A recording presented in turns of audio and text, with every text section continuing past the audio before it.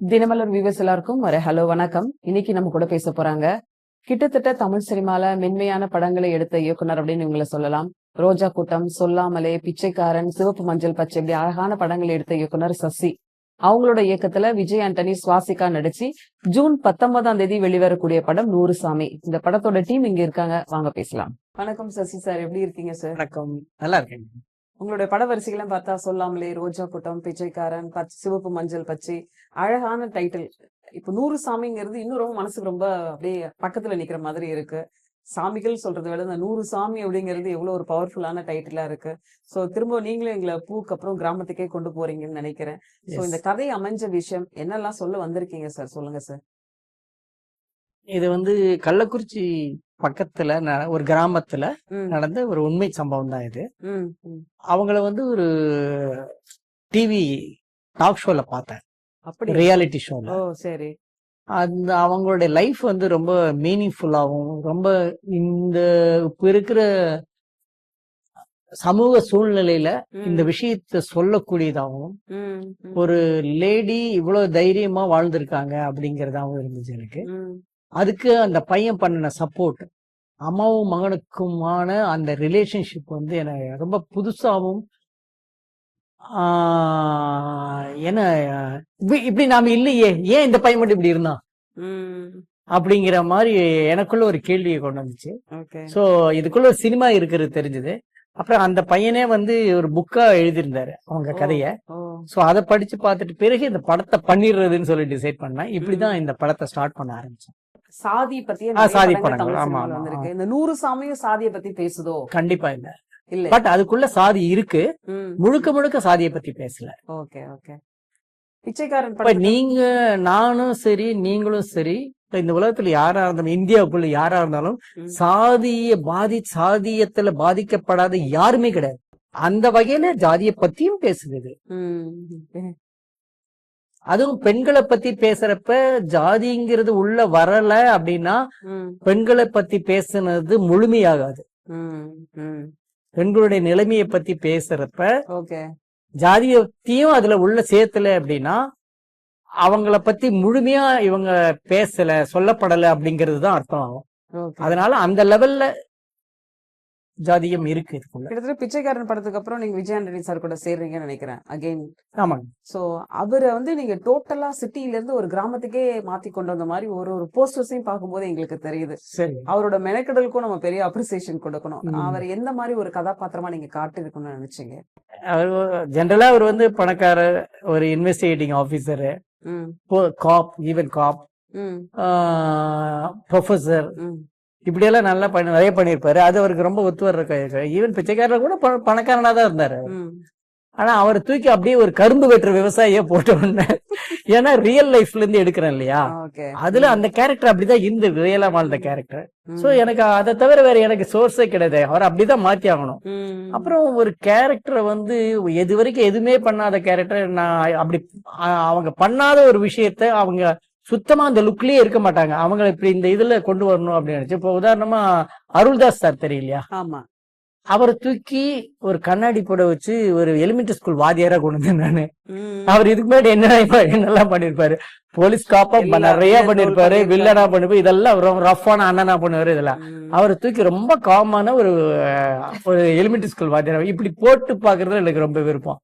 அப்படிதான் இது ரொம்ப சொபிஸ்டிகேட்டட் லுக்ல இருக்கிற விஜய் ஆண்டனிய ஒரு கரும்பு வெட்டு விவசாயியா மாத்தனா அதோட இம்பாக்ட் டபுள் த டைம் கிடைக்கும் நமக்கு.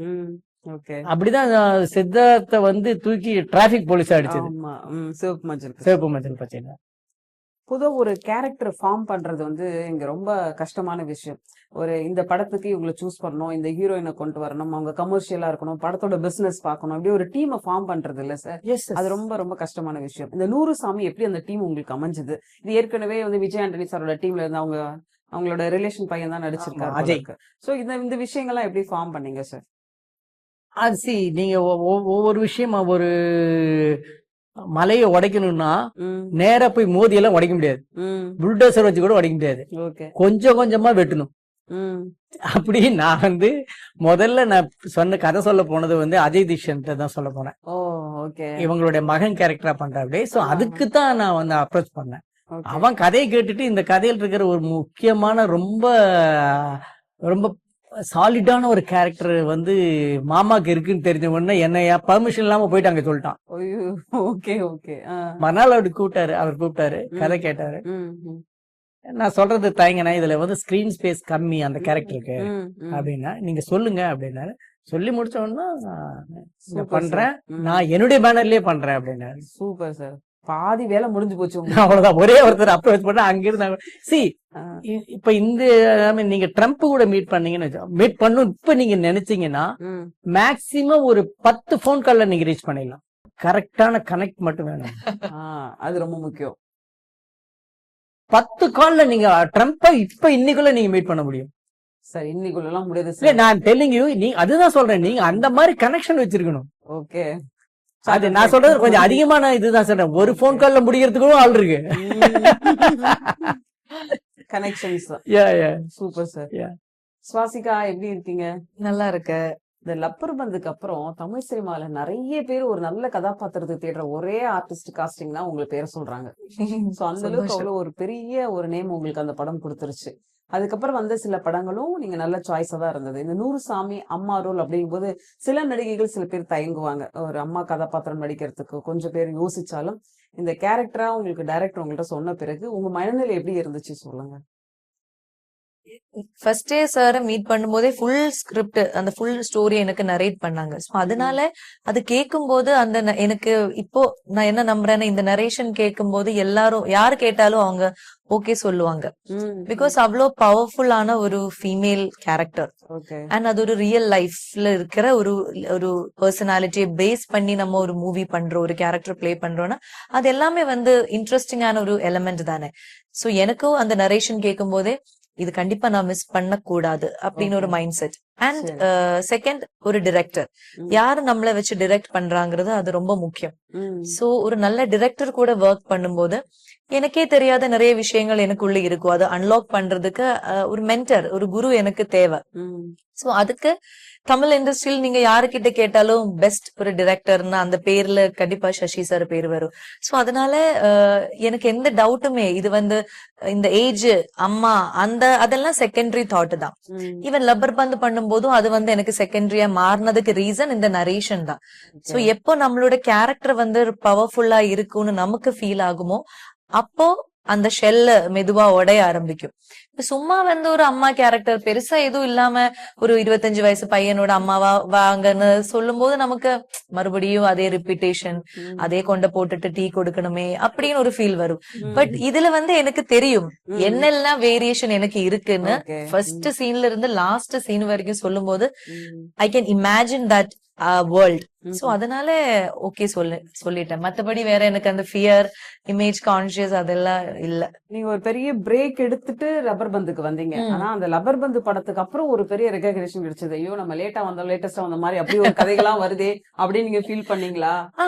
பிரேக் நானா எடுத்தது இல்ல, அது அப்படியே ஒரு சிச்சுவேஷன்ல ஒரு பிரேக் வந்தது. அதுக்கப்புறம் ஒரு சைக்கிள் மாதிரி மறுபடியும் அது இங்க கரெக்டான ஒரு பிளேஸ்மெண்ட்ல ஒரு அதான் இப்ப 10 கால் சொன்ன மாதிரி ரைட் டைம் ரைட் பிளேஸ்ல வரும்போது அதுக்கு ஒரு அங்கீகாரம் கிடைச்சது. அதுக்கப்புறம் பேக் டு பேக் நம்ம ஒரு ஹிட் மூவி கொடுக்கும் போது கண்டிப்பா பேக் டு பேக் நமக்கு வர ஆஃபர்ஸ் கூட அந்த மாதிரி இருக்கும்.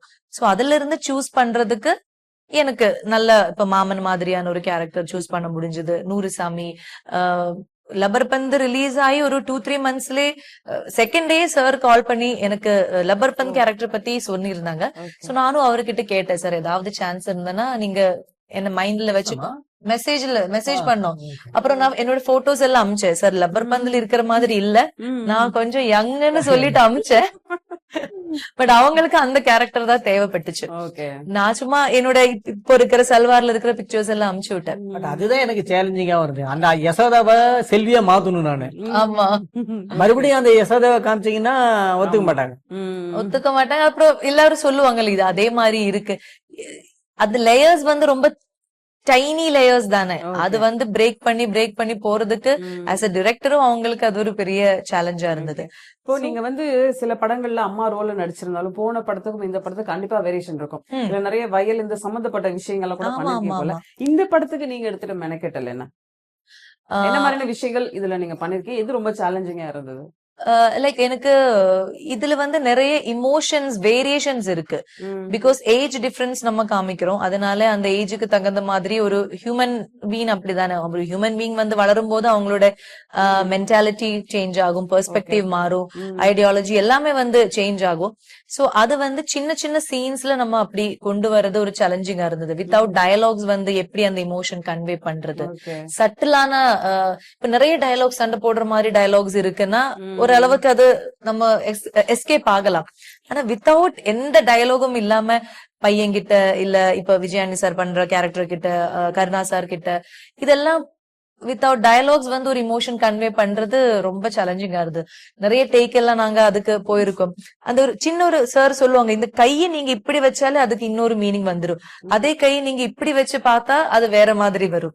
சோ அந்த மாதிரி டைனி மைன்யூட்டான நோஆன்சஸ் எல்லாம் கொண்டு வந்து, அப்புறம் ஸ்கிரிப்ட் ரீடிங், அதுதான் எனக்கு பெரிய ஒரு பிளஸ்ன்னா எனக்கு இவங்க கொடுத்த ஒரு நம்பிக்கை, ஒரு ஸ்பேஸ் வந்து அவ்வளோ பியூட்டிஃபுல்லா நான் ஃபீல் பண்ணேன், ப்ரௌடா நான் ஃபீல் பண்ணேன். டெய்லி வந்து அப்டேஷன்ஸ், அவங்க என்ன அப்டேஷன்ஸ் இருக்கு, அப்புறம் நரேஷன்ஸ் வந்து ஆல்மோஸ்ட் ஒரு 10 டைம்ஸ் நாங்க நரேஷன், ஃபுல் நரேஷன் சொல்லியிருக்கோம், கேட்டிருக்கோம், டிஸ்கஸ் பண்ணிருக்கோம், each and every scene rehearse பண்ணிருக்கோம், எல்லாமே வித் ஆல் கேரக்டர்ஸ். அப்புறம் அங்க லொகேஷன் போயிட்டு தென் ரியல் செல்வியோட டாக்குமெண்ட்ரி விஷுவல்ஸ், அவங்கள மீட் பண்ணது, அவங்க யூடியூப் வீடியோஸ், அப்படி ஒரு 3-4 மந்த்ஸ் நாங்க கம்ப்ளீட்லி இதுக்குள்ள இருந்தோம். சில டைரக்டர் சொல்லுவாங்க, இந்த கேரக்டருக்கு நீங்க மேக்கப்பே பண்ணக்கூடாது, அப்படியே எப்படி இருக்கீங்களோ அப்படியே வாங்கன்ட்டு. சோ உங்களுக்கு டைரக்டர்ஸ் இந்த கதாபாத்திரத்துக்கு என்னெல்லாம் சொன்னாங்க? மேக்கப் பண்ணக்கூடாதுன்னு மேக்கப் டல் பண்றதுக்கான விஷயங்கள் கொஞ்சம் பண்ணிருக்க, பட் ரொம்ப டல் பண்றதுக்குமான இது இல்ல, நம்ம ரொம்ப மேக்கப்பா போட்டது இல்ல, அந்த நேச்சுரலி இருக்கும்போது ஸ்வெட். நீங்க ஷாம்பு போட்டு குளிக்க கூடாது சொல்லிட்டீங்க. ஆமா ஆமா, படம் முடிகிற வரைக்கும் ஷாம்பு போட்டு குளிக்க கூடாது. ஆமா, எண்ணெய் வச்சுக்கணும். அப்புறம் சீப்புல முடி எப்படி சீப்புல வாரி ஒரு நல்ல லேயரா இருக்கும்ல, அதெல்லாம் வேண்டாம் சொன்னாங்க. ஓகே. அப்புறம் வேர்வை படிஞ்சே இருக்கணும். ஆமா, அதனால வெயில்ல நடக்கிறது, அங்கே இருக்கிறது, அந்த மாதிரி விஷயங்கள் எல்லாம் பண்ணுங்க அப்படின்னு சொல்லிருக்கு. அப்புறம் செப்பல் போடாம கொஞ்சம் நடந்து பாருங்க, அது உங்களுக்கு, எனக்கு அதெல்லாம் ஒன்னும் பெரிய பிரச்சனையா தோணல. செப்பல் இல்லாம நடந்தாதான் நமக்கு அந்த சைடுல எப்பவும் மேக்கப் போட முடியாது இல்ல, அந்த சைடுல அந்த டஸ்ட் எல்லாம், ஏன்னா நிறைய காலுக்கு ஷார்ட், கைக்கு ஷார்ட் எல்லாம் இருக்கு. சோ செப்பல் போடாம நடக்கும்போது ஆட்டோமேட்டிக்கலி அந்த டஸ்ட் ஆகுறது, சம்டைம்ஸ் கிராக்ஸ் அதெல்லாம் வரும். ஆமா, ஐப்ரோ த்ரெட் பண்ண கூடாதுன்னு சொன்னேன். ஆமா, வேக்ஸ் பண்ண கூடாது. சோ ரொம்ப ஆர்கானிக்கா அந்த மாதிரி விஷயங்கள் எல்லாம் பண்ணணும் அப்படின்னு சொன்னாங்க. நான் நினைச்சதை விட கொஞ்சம் ஃபேர்னஸ் இருக்கு, அதனால அதை ரெடியூஸ் பண்றதுக்கு கொஞ்சம் டல் மேக்கப். ஆமா ஆமா. சைக்கிள் ஓட்ட தெரியுமா உங்களுக்கு? சைக்கிள் எல்லாம் ஓட்ட தெரியும், அதெல்லாம் ஒன்றும் பிரச்சனை இல்ல. பட் ரொம்ப நாளா ஓட்டல, இங்க வந்ததுக்கு அப்புறம் தான் ஓட்டுனது, ரொம்ப நாளுக்கு அப்புறம். சோ அது ஒரு கொஞ்சம் பிரச்சனை. பட் அதவே சைக்கிள் ஓட்ட தெரியும். அந்த நீங்களே பேசிருக்கீங்களா? எப்படி வேற யாரும் டப்பிங் பேசல? வேற ஆர்டிஸ்ட் தான், லப்பர் பந்துல பேசினா அவங்களே தான் பேசினாங்க, செம்மலர் அண்ணா சார். பொதுவா ஒரு படத்துல நம்ம சொல்ல வந்த விஷயத்த வந்து இந்த 2.5 hours 3 hours சொல்ல முடியும், சில டைம் சொல்ல முடியாது. ஆனா நீங்க எடுத்துட்ட இந்த கதையும் நீங்க நினைச்ச மாதிரியான விஷயங்களை சொல்ல முடிஞ்சுதா குறிப்பிட்ட நேர டைம்ல? 100%. கொஞ்சம் ஒரு 5 to 10 minutes வந்து எடுத்துட்ட பிறகு ஒரு 9 minutes பக்கம் கம்மி பண்ண வேண்டியதா இருந்துச்சு. ஓகே. படம் பார்த்துட்டு எங்களுக்காவே ட்ரிம் பண்ணணும்னு தோணுச்சு. ஓகே. அவர் படம் பார்த்தா மத்தவங்க கிட்ட இருந்து ஒப்பீனியன் கேக்குறது, அவங்களுக்கு எந்த இடத்துல போர் அடிச்சது, எந்த இடத்துல வந்து இது இல்ல வேண்டாம்னு நினைக்கிறீங்க அப்படின்னா ஏன் வேண்டாம், நான் இந்த பர்பஸ்க்காக வச்சேன், இது ஏன் வேண்டாம் நினைக்கிறீங்க, இப்படி ஆரோக்கியமான டிஸ்கஷன். ஆமா, எண்ட் ஆஃப் த டே படம் பார்த்துட்டு படம் லேகா இருக்குங்க, எனக்கு வந்து அந்த கேரக்டர் இல்லாம இருந்துக்கலாங்க, இப்படி எல்லாம் வந்து சொன்னா நம்ம ஒண்ணுமே பண்ண முடியாது. அதுக்கு முன்னாடி ஒரு 4 பேர்த்திட்ட ஒப்பீனியன் கேட்டுக்கிறதுல அவங்க யாரா இருந்தாலுமே தப்பு. வழக்கமா நீங்க அப்படிதான் எல்லா படம் போட்டு காமிப்பீங்களா, இல்ல இந்த படத்தை மட்டும் அப்படி போட்டு? இல்ல மோஸ்ட்லி. Super sir. எனக்கு வந்து நான் கடவுள் இல்லைன்னு எனக்கு தெரியும், அதே மாதிரி எதிரில நின்னு கமெண்ட் பண்றவனும் கடவுள் இல்லைன்னு எனக்கு தெரியும்.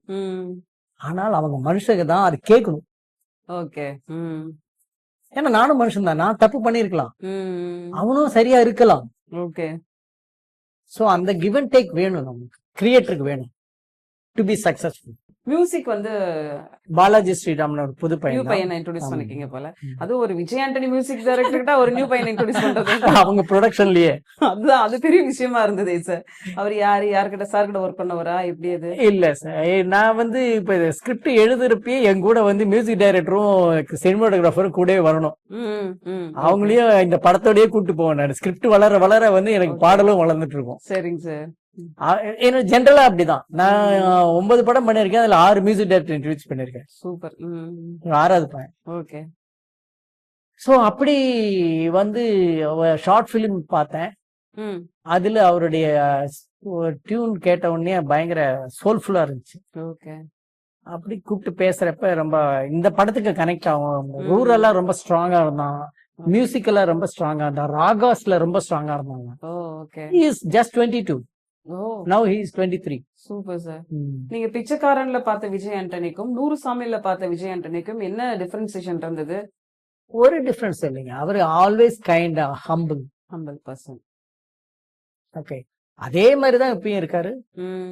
இப்ப என்னுடைய படம் அப்படிங்கும்போது இதுக்காக இந்த கேரக்டருக்காக மாறுறதுக்கு என்ன வேணா ரெடியா பண்றதுக்கு ரெடியா இருந்தாரு. ஓகே. அப்புறம் எந்த தலையீடுமே இல்லாம அவர் வந்தாரு. சார் முடிஞ்சிச்சு சார், நான் கிளம்பலாமா சார், இப்படிதான் வந்ததுல இருந்து அதே மாதிரிதான். ஓ.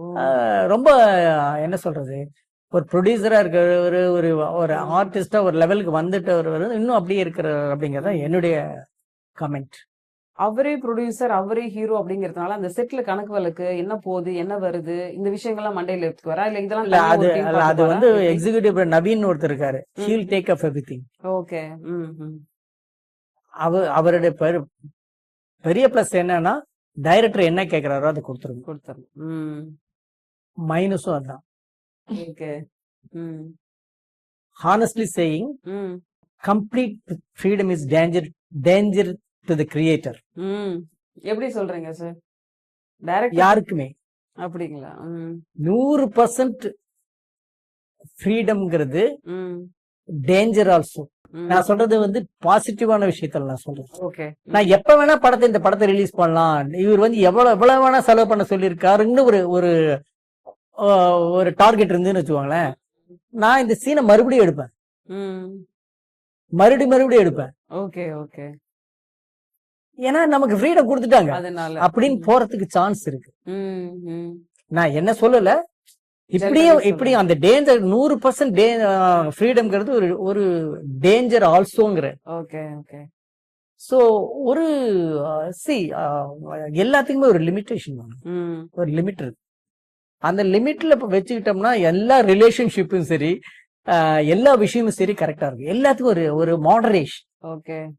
அது வேணும். சோ அந்த ஃப்ரீடம் கொடுத்தாரு எனக்கு. ம். உங்க சமகாலத்து டைரக்டர்ஸ் நிறைய பேர் இன்னமும் அழகான ஃப்ரெண்ட்ஷிப்ல இருக்கிறாங்க. சோ அவங்க எல்லாம் உங்க படத்தை பார்த்து என்ன சொல்லுவாங்க? உங்களோட ஃப்ரெண்ட்ஷிப் எப்படி மெயின்டைன் பண்ணீங்க? அதாவது ஃபங்க்ஷன் போறது மட்டுமா இல்ல யூஸ்வலி வந்து ஒரு காஃபி ஷாப்ல போலாம் சாப்பிடலாம், நீங்க ஒரு கேஷுவலா உட்காந்து பேசலாம் அந்த மாதிரியா? யார் கூட அப்படி நாங்க வெளியே அவுட் ஆஃப் என்ன சினிமாவை தவிர வேற எந்த இதுக்கும் போறதுக்கு டைம் இல்லை எங்களுக்கு. இல்ல? ம். யார் கூட ரெகுலரான ஒரு டச்ல இருப்பீங்க? உங்க அப்ப செட் ஆஃப் யாராவது- பீப்பிள் சொல்லுங்க. ஆ? உங்க செட் ஆஃப் பீப்பிள் சொல்லுங்க. லைக் லிங்குசாமி. லிங்கசாமி, பாலாசக்தியில், வசந்தபாலன், முருகதாஸ், கௌதம், ம். ஈவன் நாங்க ஒரு 13 பேர் ஒரு குரூப்ல இருக்கோம். ஓ 13 பேர். வாட்ஸ்அப் குரூப்பா இல்ல normal? WhatsApp group. And corona டைம்ல நாங்க ஃபார்ம் ஆனோம். ஓ. மணி சார் இருக்காரு, சங்கர் சார் இருக்காரு, ஓகே. கார்த்திக் சுப்ராஜ், லோகேஷ் கனராஜ், ஓ லோகேஷ் கடைசியா கனராஜ் அந்த நெல்சன் டீம்ல இருக்காரா? வந்தாரு. லோகேஷ் கனராஜ் அந்த டீம்ல. ஓ ஓகே. ஒரு 13 பேர் அந்த குரூப்ல இருக்கோம். ம். அந்த குரூப்ல நான் இருக்கேங்கிறது எனக்கு ரொம்ப ப்ரௌடான. யாரு குரூப் அட்மின் அதுல? I think Lingusamy oh, Lingusamy. Or Gautham, 2 பேர்த்துல யாரோ ஓகே ஒருத்தர். ஓகே. சோ இது எதுக்கு சொல்ல வந்தேன்னா, இவங்க எல்லாம் சினிமாவை தவிர நாங்க எந்த இதுலயுமே கலந்துக்கிட்டு, யாராவது ஒருத்தருடைய பர்த்டே பார்ட்டி அப்படின்னா எங்கேயாவது ஒரு இடத்துல மிஷ்கின் ஆபீஸ்ல, கௌதம் ஆபீஸ்லயோ, ம். Mysskin also there in that, hmm. Vetrimaaran is there. Okay. அப்படிதான் மீட் பண்ணிப்போமே தவிர.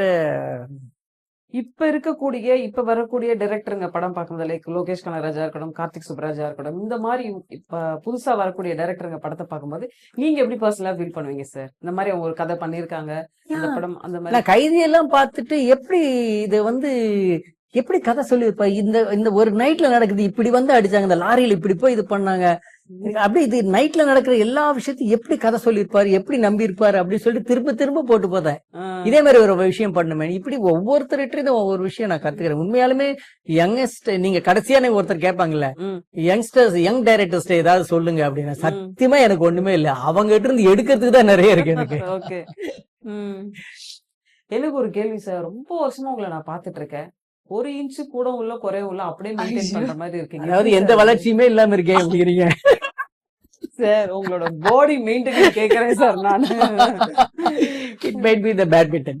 ஓ, டெய்லி விளையாடுவீங்களா? எவ்வளவு வருஷமா விளையாடிட்டு இருக்கீங்க? இருப்பேன் ஒரு 15 இயர்ஸ். அது கிடைக்கலன்னா, அந்த டைம் கிடைக்கலன்னா வாக்கிங் போயிடுவேன். ஓ, ஓகே. சுவாசிக்காட்ட உங்களுக்கு ரொம்ப பிடிச்ச விஷயம் என்ன சார்? டெடிகேஷன். டெடிகேஷன். நான் ஒரு விஷயத்த சொன்னேன் அப்படின்னா அந்த விஷயத்த செகண்ட் டேக் போனாலும் சரி, 4th டேக் போனாலும் சரி, அது அப்படியே நம்ம மறுபடியும் அதை நோட் பண்ண வேண்டியது இல்ல, அது பண்ணிருவாங்க. ஓ, ஓகே.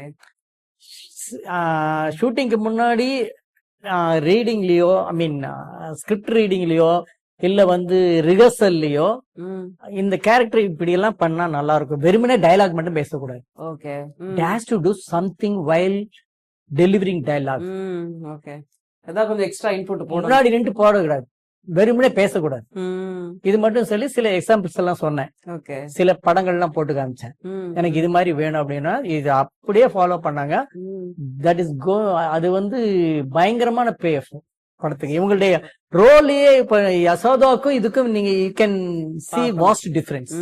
கண்டிப்பா. எனக்கு கருணாஸ் செட்ல இருந்தா எப்படி இருந்திருக்கும்னு நினைச்சு பாக்குறேன் நானு. செம்ம அலப்பறையா இருந்திருப்பாரு கேரக்டர் வைஸாவே. கருணாஸ் செட்ல எப்படி அந்த கேரக்டராவே எப்படி இருந்தாரு? இல்லைங்க, உண்மையாலுமே எனக்கு நீங்க சொல்றது எனக்கு புதுசா இருக்கு. எனக்கு அப்படி டைம் பாஸ் நல்லா என்டர்டைன்மெண்டா இல்ல, இவங்க கிட்ட பேசிட்டு இருக்கிறத பாத்துருக்கேன். ஆமா, பேசுவாங்க, நிறைய எக்ஸ்பீரியன்சஸ் பேசுவாங்க. அப்புறம் அவங்க நிறைய ஸ்டோரிஸ் வச்சிருக்காங்க. மேபி அவங்களுக்கு மூவி பண்றதுக்கும் அது என்னன்னு தெரியல, நிறைய ஸ்டோரிஸ் சொல்லுவாங்க. இந்த மாதிரி மைண்ட்ல எனக்கு இருக்கு, இந்த நியூஸ் பார்க்கும்போது இது டெவலப் பண்ணலாம்னு ஐடியா இருக்கு, அதெல்லாம் சொன்னேன். அப்புறம் இந்த வாட்டி நாங்க இந்த படத்துல பேசும்போது யூத் பத்தி, அந்த மூவி ஷூட்டிங், அங்க இருக்கிற நிறைய விஷயங்கள் எல்லாம் எங்க கிட்ட சொல்லி பேசிட்டு இருக்கிறத பாத்துருக்கேன். ஆஸ் எ டைரக்டர் நமக்கு இந்த சீன் இன்னைக்கு முடிச்சிடணும், இன்னைக்கு அடுத்த அதுக்குள்ள 6 மணிக்குள்ள அடுத்த சீனுக்கு ரெடி ஆகணும் அப்படிங்கிற அந்த இதுதான் போயிட்டு இருக்கு. தூரத்தை பாப்பா இவங்க 2 பேரும் பேசிருப்பாங்க. ஓகே, அடுத்தது அவ்வளவுதான். எங்கிட்ட கேரக்டருக்கு எப்படி அவரை கொண்டு வரணும்னு நினைச்சீங்க சார்? அவங்களோட பிரதரா? அதாங்க, இப்ப எனக்கு ஒரு சேலஞ்ச் இருந்து என்னன்னா, ஒரு பெண்ணை பற்றிய ஒரு சிங்கிள் மதர் பத்திய கதையை சொல்ல போறோம். இதுல எனக்கு சப்போர்ட் எடுத்துக்கணும், ஸ்ட்ராங்கா இருக்கணும். விஜய் ஆண்டனியை எடுத்துட்டு வா, அருள்தாஸா, ஹாய் பக்ஸா, யோ அண்ணன் கருணாஸா, இப்படி நான் ஆச்சரியப்படுத்திக்கிட்டே இருக்கணும். Okay, okay. எனக்கு அந்த நீட் இருந்தது இந்த ஸ்கிரிப்ட்ல. Okay, okay, because I am telling a story of a woman. அவங்களோட கதையை சொல்றேன். சோ எனக்கு சப்போர்ட் எடுத்துக்க வேண்டியதா இருந்துச்சு. அப்படி யாருன்னு பாக்குறப்ப எனக்கு வில்லேஜ் கேரக்டர்ல ஒரு அண்ணன் கேரக்டர்ல கருணாஸ் ரொம்ப கரெக்டா இருந்தாரு. Super sir. இப்போ பொதுவா டைரக்டருக்கு உங்களுக்கு சீன் நரேஷன் சொல்லிடுவாங்க. நீங்க செட்லயோ இல்ல வீட்லயோ ப்ரிப்பேர் பண்ணிட்டு போவீங்க. பட் இந்த டெலிவரி வரும்போது நீங்க அந்த சீன்ல நடிக்கும் போது எப்படி டைரக்டர் சொன்னதை உள்வாங்கி சில டேக் 2-3 டேக் போனா ஹீரோ பிரச்சனையாகும், செட்ல இருக்க மத்தவங்களுக்கு பிரச்சனையாகும். அந்த எக்ஸ்பீரியன்ஸ் எங்களுக்கு நீங்க சொல்லுங்க. இதுல அந்த மாதிரி பிரச்சனை பண்றதுல யாரும் இல்ல. பிகாஸ் நாங்க எல்லாரும் இப்போ என்னோட காம்பினேஷன்ல இருந்தது அஜய், சக்தி, அப்புறம் டெஃபினெட்லி கருணா சார் கூட எல்லாரும் ரெடியா இருந்தாங்க. அது இந்த படத்துல இருக்கிற ஒரு 81 சீன், ஆல்மோஸ்ட் ஒரு 70 சீன்ஸ் எல்லாமே ரிஹர்ஸ் பண்ணிருக்கோம். ஆபீஸ்ல உட்காந்து 3 பேரும், இவங்க ஸ்வாசிகா, அஜய், சக்தி அண்ட் காவ்யா, பாடினி ஆல்சோ, அவங்க சீன்ஸ் எல்லாமே ரிஹர்ஸ் பண்ணிட்டு தான் நாங்க அங்க போறோம். அவங்க என்ன வராங்க? காலேஜ் ஸ்டூடெண்ட்ஸா என்ன வராங்க? College students. அப்புறம் அவங்களுக்குள்ள இருக்கிற இந்த இப்போ அந்த டீனேஜ், அதுல இருக்கிற பொசசிவ்னஸ், லவ் எல்லாமே இருக்கு. ஃபன், யூடியூப் கண்டென்ட் மாதிரி விஷயங்கள் எல்லாமே அதுல இருக்கு. ஆன் தி ஸ்பாட் நாங்க போகும்போது எங்களுக்கு ஒரு ஐடியா இருக்கு. அதுக்கப்புறம் அங்க போகும்போது நம்ம இந்த ரிஹர்ஸ் எவ்வளவு பண்ணாலுமே அங்க இருக்கும்போது அந்த ஒரு பர்டிகுலர் ஆம்பியன்ஸ்ல இருக்கும்போது ஒரு ஸ்பான்டேனிட்டி வரணும். இல்லன்னா ரொம்ப மெக்கானிக் ஆகும்ல. சோ அதுக்கு சார் அப்பப்போ இன்புட்ஸ் கொடுப்பாங்க. சார் நம்ம பண்ணதும் எல்லாமே மைண்ட்ல வச்சுட்டு அங்க என்ன அப்புறம் டிஓபி கூட நாங்க ரிஹர்ஸ் பண்ணுவோம். சோ அவங்களுக்கும் அவங்க இந்த லைட்டிங் இந்த பொசிஷன் எல்லாம் அவங்க சொல்லுவாங்க. மகன்கிட்ட போயிட்டு சாரிமா இல்ல அந்த மாதிரி இருக்கும்போது ஒரு ஸ்பான்டேனியஸா நிறைய விஷயங்கள் நடக்கும். சோ அதனால எல்லாமே ஈஸியா இருந்தது. ரிஹர்சல் பண்ணும்போது நம்ம மகனுக்கு இந்தாடா அப்படின்னு சொல்லி சாப்பிடும்போது ஒரு பிளேட்டை வைப்பாங்க. சும்மா ஒரு கையில ஏதோ ஒரு பிளேட் நோட் புக்கை கொண்டு போய் வைப்பாங்க ரிஹர்சல்ல. ஓகே. ஆனா அங்க இருக்கும்போது அது ஒரு பிளேட்ல ஒரு சோளக்கரை தான் மாத்திருப்போம். ஓகே. ஓகே, அங்க கிடைக்கிற பொருளை வச்சு நம்ம இதை சாப்பிடுறா அப்படின்னு கொண்டு போய் வைப்போம். அப்ப என்ன பண்ணணும் அப்படின்னா இவங்களாவே அது என்ன கொண்டு போய் வைக்காம அதுல இருக்கிற அந்த நாரை எடுத்துட்டு சொல்லிட்டு கொண்டு போய் வைக்கணும். ஓகே. இதெல்லாம் அங்க இம்ப்ரவைஸ் பண்ற விஷயம். ஓகே. ஓகே. இப்பதான் உங்களுக்கு வரக்கூடிய கேரக்டர்ஸ் என்ன மாதிரி கேரக்டர்ஸ் வருது? என்ன மாதிரி கதாபாத்திரங்கள் உங்களுக்கு இப்ப வருதா? வரக்கூடிய படங்கள்ல? எனக்கு ஒரு லக்லி ஒரு வெர்சடைலான ரோல்ஸ் வருது. Thank God. அந்த ரொம்ப டைப் காஸ்டா என்ன யாரும் பார்க்கலன்னு நினைக்கிறேன். பிகாஸ் கொஞ்சம் கொஞ்சம் டிஃப்ரெண்டான அப்பியரன்ஸா இருக்கட்டும், கேரக்டரோட ஷேட்ஸா இருக்கட்டும், அவங்க என்ன அப்ரோச் பண்றது எனக்கு அது ஒரு லக் அப்படி நான் நினைக்கிறேன். நான் இப்போ கமிட் பண்ண ஒரு மூவி இந்த என்டையர்லி இப்போ நான் பண்ண மாதிரி இல்லாம ஒரு கேரக்டர் அந்த மாதிரி தான் இருக்கு. அண்ட் நல்ல ஒரு காம்பினேஷன். அண்ட் தெலுங்கு மூவில கூட கம்ப்ளீட்டான ஒரு சைக்கோ நெகட்டிவ் கேரக்டர். சோ அதெல்லாம் அவங்களால ஓகே இவங்களால இது பண்ண முடியும் அப்படின்னு ஒரு நம்பிக்கை வரதே ஒரு பெரிய விஷயம். 100 சாமிக்கு அப்புறம் வேற என்னென்ன படங்கள் நடிச்சிட்டு இருக்கீங்க? என்ன படம் ரிலீஸ் ஆகுது நெக்ஸ்ட் ரிலீஸ்? இப்ப படமா எதுவும் ரிலீஸுக்கு இல்ல. லெகசின்னு ஒரு வெப் சீரிஸ் இருக்கு நெட்ஃபிளிக்ஸுக்காக. அது மேபி ஆகஸ்ட்ல ரிலீஸ் ஆகும்.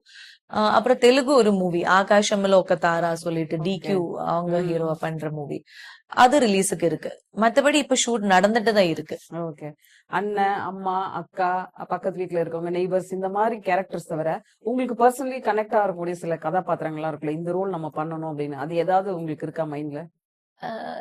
எனக்கு ஆக்சுவலி பிடிக்கிறது இந்த ஹிஸ்டாரிக்கலான ஏதோ கேரக்டர்ஸ். கண்ணகி எல்லாம் எனக்கு பண்ணணும் அப்படின்னு ஆசையா இருக்கு.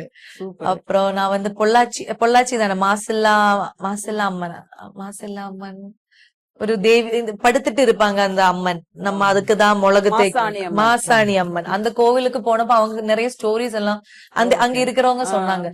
சோ ஓகே, அந்த மாதிரியான ஒரு தேவி கேரக்டர், நிறைய டான்ஸ் அதெல்லாம் பண்ணணும்னு ஆசையா இருக்கு. பரதநாட்டிய டான்சர் அவங்க. ஆமா, அதனால நம்ம சின்ன வயசுல இருந்த இந்த சரஸ்வதி, துர்கா அதெல்லாம் காஸ்டியூம் போட்டு ஸ்டேஜ்ல ஆடி இருக்கோம்ல. சோ அப்போ நமக்கு ஒரு எனர்ஜி கிடைக்கும். அப்ப எனக்கு ஓகே கண்டிப்பா மூவிலும் அந்த மாதிரி கேரக்டர்ஸ் வந்தேன்னா ஐ கேன் full of அப்படின்னு ஒரு கான்ஃபிடன்ஸ். உங்களுக்கு ஃபியூச்சர்ல இந்த ரைட்டிங், ஸ்டோரி டைரக்ஷன் அதெல்லாம் இன்ட்ரஸ்ட் கிடையாது? அது இன்ட்ரஸ்ட் இல்ல, நடிக்கிறது மட்டும் தான் இன்ட்ரஸ்ட். நடிக்கிறது மட்டும் தான். ஓகே. ரிஸ்க் எடுக்கிறது இல்ல சார். உங்களுக்கு இத்தனை வருஷம் சினிமா ஜர்னில சார் உங்களுக்கு தனிப்பட்ட முறையில யாரையாவது இந்த கேரக்டர் நம்ம பண்ணணும், இந்த ஹீரோ வச்சு படம் பண்ணணும் அப்படின்னு ஏதாவது மைண்ட்ல ஏதாவது திங்க் பண்ணி வச்சிருக்கீங்களா சார்?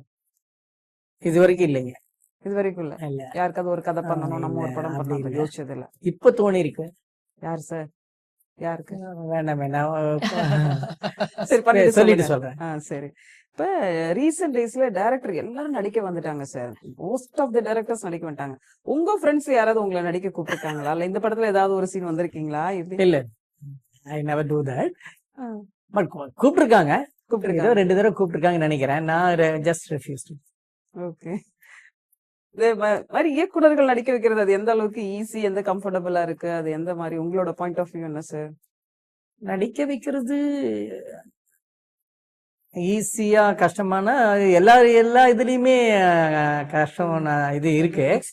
ஆமா, இல்ல அது மத்தவங்க கிட்ட ஒர்க் வாங்குறதுக்கு என்ன சிரமம் இருக்கோ அந்த சிரமம் தான். மத்தவங்க கிட்ட ஒர்க் வாங்குறது என்ன ஈஸியா இருக்கோ அப்படிதான்.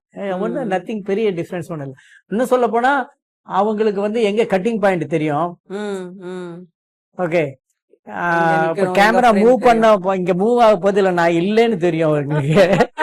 சோ அந்த ஃப்ரீடம் எடுத்துப்பாங்க அவங்க. இன்னும் கொஞ்சம் கிளாரிட்டி இருக்குன்னு சொல்லலாம் அவங்க கூட ஒர்க் பண்ணும்போது. ஜாலியா தான் இருக்கு. பிச்சைக்காரன் மூர்த்தி, சுப்பிரமணிய சிவா இவங்க எல்லாம் என்ன கதாபாத்திரம் உங்க படத்துல நடிச்சிருக்காங்க சார்? பிச்சைக்காரன் மூர்த்தி ஒரு கல்யாண புரோக்கரா வர்றாரு. சுப்பிரமணிய சிவா ஒரு ஃபைனான்சியர். ஓகே. நீங்க அடுத்த படங்கள் பேசிட்டு இருக்கீங்களா, எழுதிட்டு இருக்கீங்களா? என்னோட அடுத்த படம் ரிலீஸ் ஆகுது, 100 கோடி வானவில் அடுத்த படம் ரிலீஸ் ஆகுது. ஓகே. அதுக்கப்புறம் நான் தான் சொன்னல இந்த ஹீரோக்காக என்ன எழுதிட்டு சோ தேங்க்யூ. உங்களோட எல்லா படங்களும் மக்கள் மனசுல போய் நிக்கணும். 100 சாமி மாதிரி 1000 சாமிக்கான கதைகள்லாம் நீங்க எழுதணுங்கிறது எங்களோட ஆசை. தேங்க்யூ. ஒரு நன்றி. வெற்றியில நம்ம திரும்ப சந்திப்போம் சார். கண்டிப்பா தேங்க்யூ சோ மச்.